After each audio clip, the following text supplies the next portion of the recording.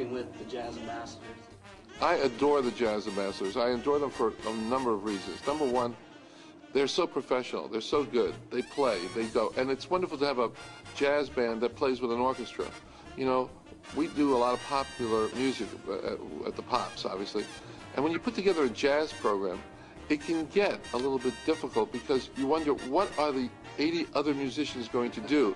Jazz is not known to be for a big orchestra. So to be able to get the Jazz Ambassadors, who are a troupe of people, but that their arrangements are written with the orchestra in mind, is fabulous for us. So I about working with the Army musicians is they call me sir, and I love that. That's my favorite part. My favorite part of the show is when someone says, yes, sir. I think to myself, wow, how did I deserve that?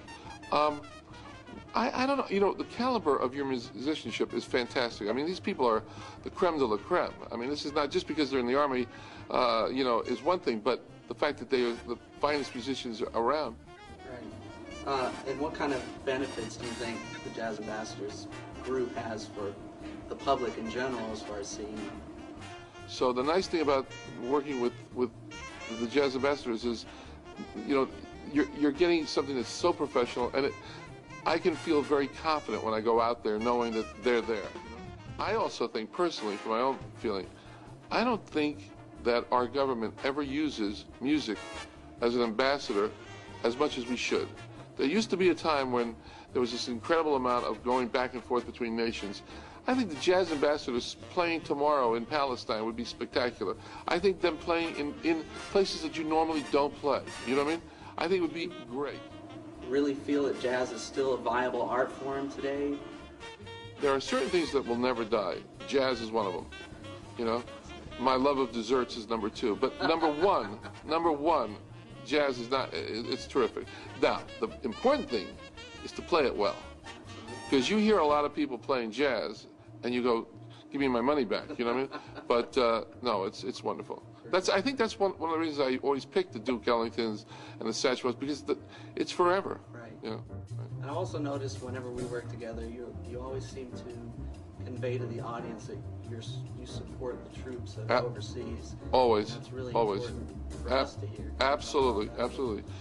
You know, I don't think there's a person around who in any way doesn't support the troops. People can decide whether they like, don't like, should go, shouldn't go, whatever, all that stuff. I leave that to the politicians. But everyone supports the troops. If it was up to me, I would have the Jazz Ambassadors go from high schools to colleges. I would do a whole college tour, because it's interesting about kids today. Remember one thing, kids today don't hear certain things, not because they don't want to, just because they're not on anymore. My love of show music started on the Ed Sullivan Show. I'll never forget that John Raitt came out and sang the soliloquy from Carousel, and I went, oh, where's this from? What's happening? Whatever. Kids don't normally hear, where are they going to hear it? There is no Ed Sullivan Show. If you don't know the jazz station, you'll never find it. You know what I mean? You have to almost go on XM or, you know, one of those things. So anytime I've found when kids are able to hear this music, they usually come back for more. So I think anytime that we can do a concert and we can make sure that people bring kids, it's always great.